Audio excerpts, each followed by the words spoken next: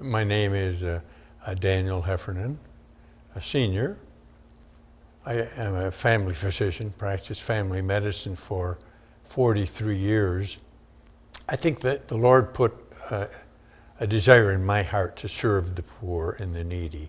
I grew up during the years when there was a lot of poverty around, during the Depression years in the 1930s and 1940s, during the war years, when things were very scarce and there was a lot of poverty around. And the Lord just gave me a heart for serving the needy. So that's been part of my professional life since I began in 1957. As a matter of fact, I started a free clinic in Midland, Michigan for the migrant Mexican-American farm workers who came to the area. And the farmers couldn't afford to buy insurance for them, and these people had no ability to pay for medical care. So I identified that need and started up a free clinic, which went on for most of the decade of the 1960s. During the 1970s, my wife and I decided we needed to move back down from Midland, Michigan to the Ann Arbor area, and I joined a group of family physicians in Ann Arbor at that time. Hope Clinic began here in 1982 when there were a lot of layoffs from the local auto plants, and people were without medical insurance. And so when we saw that need, my wife and I began Hope Clinic, and it started out just as a Saturday morning walk-in clinic for the needy, people without insurance, and it very gradually over the years has expanded well beyond that.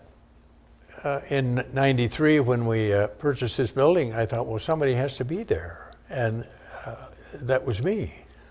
So I decided I'd be there 2 afternoons a week, on Tuesday and Thursday, and I did my full-time practice the rest of the week in the office, and then came down here and brought some nurses and people, and the volunteers started showing up, nurse practitioners and physician assistants and other physicians, and gradually we've gotten a good number of providers, that is physicians, nurse practitioners, and PAs, physician assistants.